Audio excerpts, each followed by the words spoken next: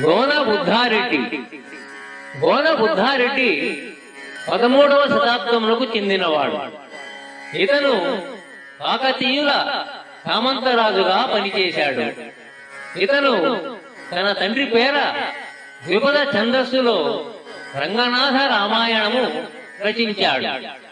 గోన బుద్ధారెడ్డి రచించిన రంగనాథ రామాయణమే తెలుగులో తొలి రామాయణ కావ్యంగా ప్రశస్తి వహించింది. రంగనాథ రామాయణమే తెలుగునాట అత్యంత ఆదరణకు నోచుకున్న రామాయణం. వాలి శ్రీరాముల సంవాదం. రాముడు వాలిపై వెనుక నుండి బాణం వేశాడు. వాలి మరణించబోతూ రాముని ప్రశ్నించాడు. ఈ సంభాషణ గోన బుద్ధారెడ్డి అద్భుతంగా సృజించాడు. ఓ రాఘవేశ్వర ఓ రామచంద్ర, ధారునిలో నిన్ను ధర్మాత్ముడందు. ఓ రాఘవేశ్వర ఓ రామచంద్ర,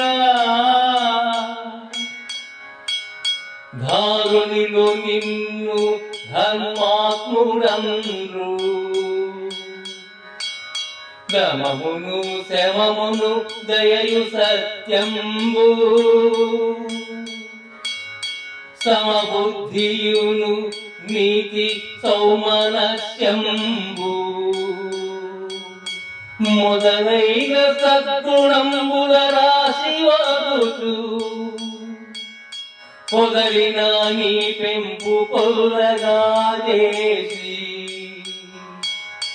ఎనసి సుగ్రీవుతో నేను పోరాడా, నన్ను నేయదగునయ్య నడుసొచ్చి నీవు. ఓ రాఘవేశ్వర ఓ రామచంద్ర,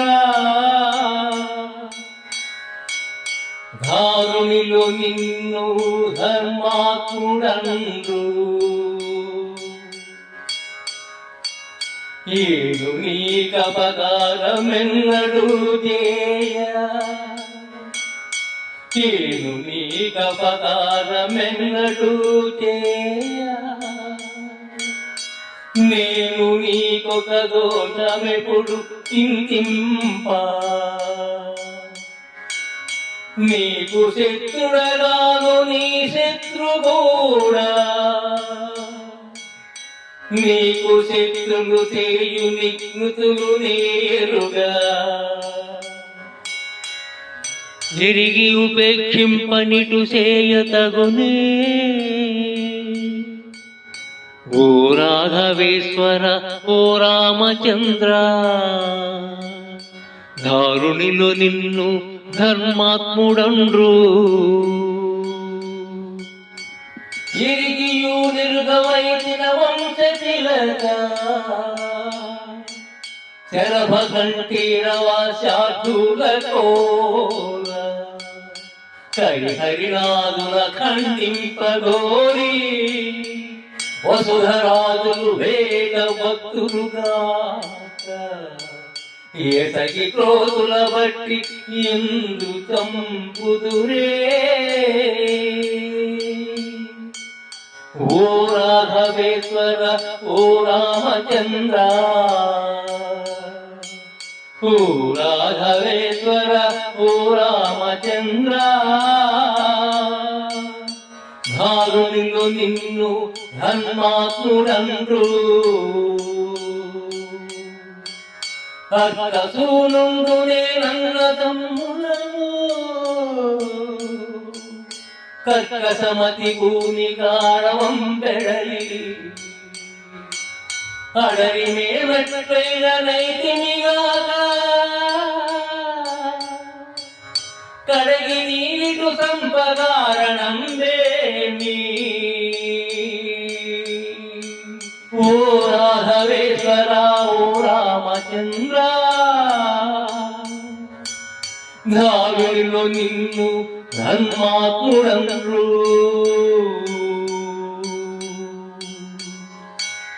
కుండేలు ఉడుమును పూర్వము ఏదు పందియాడువను భక్ష్యముగాని పంచనధంబని ప్లవరంపు తినరు ఉంచినన్నిట్లేసి పులించితేలా ఓ రాఘవేశ్వర ఓ రామచంద్ర ధారునిలో నిన్నో ధర్మాత్ముడండ్రు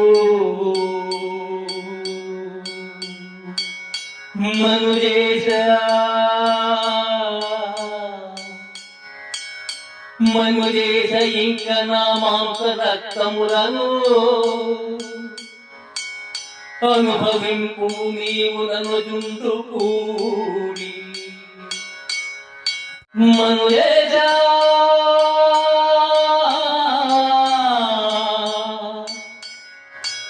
మనుజేశ ఇంక నా మాంస రక్తములా అనుభవింపు నీవు నన్ను తుండుగూడి విశద కీర్తుడైన దశరథు పనుపన ధర్మమునూది వనముల తపసి వైవర్తించుటకును తను దించి జీవహింసకు ద్రోయవైతి ధరణిపైనే ఒక తప్పు చేసినను భరతుండుగాక పట్టి శిక్షింప నీకు కారణమేమి నీవు భూపతియే ఓ రాఘవేశ్వర ఓ రామచంద్ర ఓ రాఘవేశ్వర ఓ రామచంద్ర చేకొనకిట్లు చేసిదిగా కన్ను నీదేవి చేకొన్న నీకు రావణుని నాదట సాధించునని ఏగుదించి ననుటించి నీ వర్తనందను బట్టి అనయము నీతిలే వైది లోకములా ఈ వార్త నీవు నాకెరిగించితేని దేవా దేవా నీ దేవి సాధింపనేను కథత బలశాలి అయ్యే గుదంచి సీతామహాదేవి చెరగొని జనినా వాణిని మున్ను నా వాళ్ళ రోమములా పూని బంధించి అంబుదిలెల్ల ముంచి కరుణించి విడిచితి ఘనబాహు శక్తి సురిది లోకమెరుగు సుగ్రీవుడెరుగు బిలుకురానన్ను చంపటి వాడి వగట బయలుపైన దృష్టి పదమున నిలిచి నన్ను వేరుకుని పిలిచి నన్ను ముదలించి జననాథ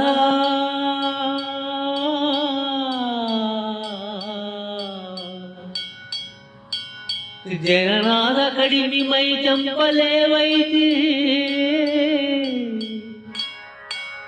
చలముగై కొన్నిటాగి చంపిది నన్ను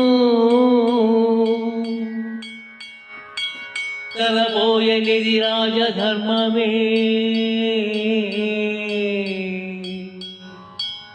తలబోయనిది రాజధర్మమే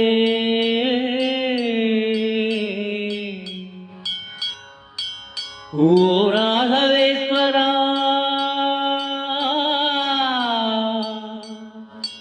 ఓ రామచంద్ర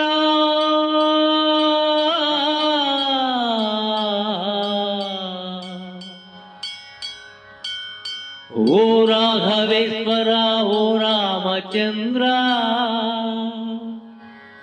దారులలో నిన్ను ధర్మాత్ముడంద్రు దారునిలో నిన్ను ధర్మాత్ముడంద్రు అనిన వాలి మాటలు విని వసుధేశుడనియే